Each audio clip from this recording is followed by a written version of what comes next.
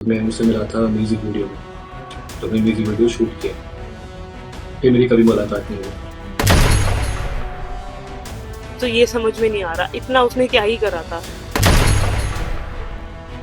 अपना पेड़ अपने हाथ से ही काट दिया, तो ये तो सबसे बड़ी दुख की बात है।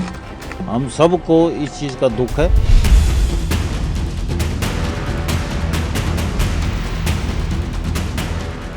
गुरुग्राम की राधिका यादव के साथ करीब 1.5 साल पहले एक एल्बम में काम करने वाले एक्टर इनाम उल हक का नाम जोड़कर मृतका के चरित्र का हनन किया जा रहा है, तो कहीं उसके मेकअप के तरीके पर आपत्ति जताने की बात सामने आ रही है।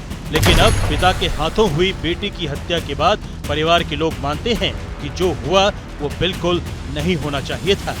राधिका की दोस्त हिमांशिका भी यही कह रही है कि राधिका के पापा अपने दोस्तों के तानों से तंग आकर एक हत्यारे बन बैठे। उसके डैड उसके फ्रेंड्स उनके फ्रेंड्स के इन्फ्लुएंस में आके, क्योंकि उनके जो फ्रेंड्स थे वो बहुत ज्यादा जेलस हो गए थे राधिका की सक्सेस से। तो सवाल उठता है, क्या दीपक जैसे पिता को अपनी बेटी पर भरोसा नहीं था? क्या समाज के ताने सुनने वाले पिता को अपनी बेटी की जान प्यारी नहीं थी? मनोवैज्ञानिकों के मुताबिक मानसिक तनाव में लिए गए फैसले घातक साबित होते हैं। कुछ पिता जिनको, या माता पिता दोनों को ही कहूँगी, ऐसे हैं कि हमारे हिसाब से चलो वरना अपना रास्ता नापो। कि माता पिता बनना नहीं आता माता पिता को, वो खुद ही इतना बचपनापन होता है, मैच्योरिटी नहीं होती, समझदारी नहीं होती, धैर्य नहीं होता, तो वो सोचते हैं कि ऐसा बच्चा मर जाए तो अच्छा है।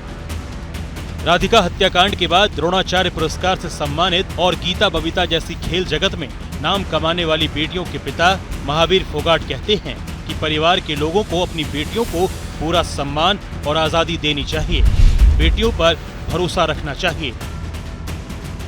कोई भी है माँ बाप न ऐसी सोच होनी चाहिए और बच्चे को प्रेम प्यार से समझाए बैठा करके, लेकिन ऐसी घटना को अंजाम नहीं दी। क्यों? हमारा देश तो वो है बेटी बचाओ बेटी पढ़ाओ, फिर साथ चल रहा है और मैंने ये दुनिया में सिद्ध करके दिखा दिया। जो आज राधिका हत्याकांड को हर कोई दुर्भाग्यपूर्ण बता रहा है। हत्या करने वाले ने खुद ही अपना जुर्म कबूला है। हत्याकांड के बाद परिवार भी साफ साफ इसे गलत बता रहा है और अब कानून अपना काम करेगा। सवाल है, बेटी के हत्यारे पिता की मानसिकता इस हत्याकांड की जिम्मेदार है या फिर कोई और? मैं उनसे मिला था म्यूज़िक वीडियो में, तो मैंने म्यूज़िक वीडियो शूट किया। फिर मेरी कभी मुलाकात नहीं हुई। तो ये समझ में नहीं आ रहा इतना उसने क्या ही करा था। अपना पेड़ अपने हाथ से ही काट दिया, तो ये तो सबसे बड़ी दुख की बात है। हम सबको इस चीज़ का दुख है।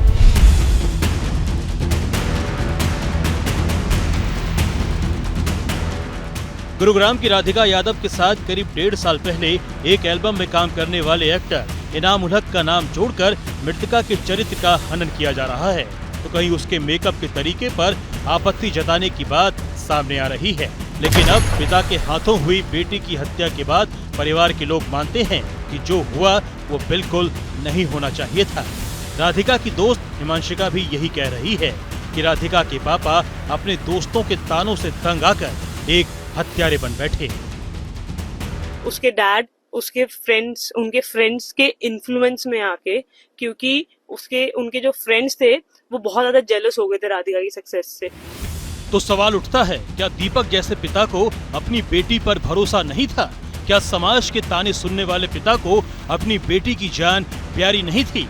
मनोवैज्ञानिकों के मुताबिक मानसिक तनाव में लिए गए फैसले घातक साबित होते हैं। कुछ पिता जिनको, या माता पिता दोनों को ही कहूँगी, ऐसे हैं कि हमारे हिसाब से चलो वरना अपना रास्ता नापो।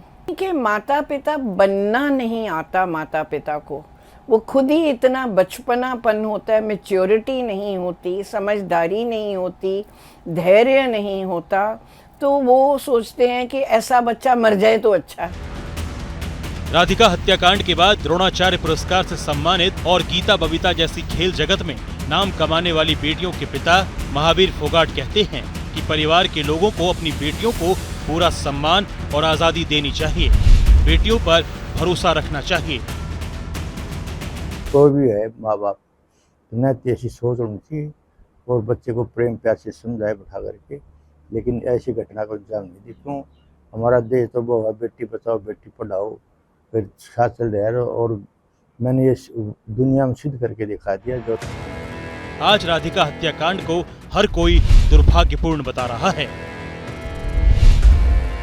हत्या करने वाले ने खुद ही अपना जुर्म कबूला है।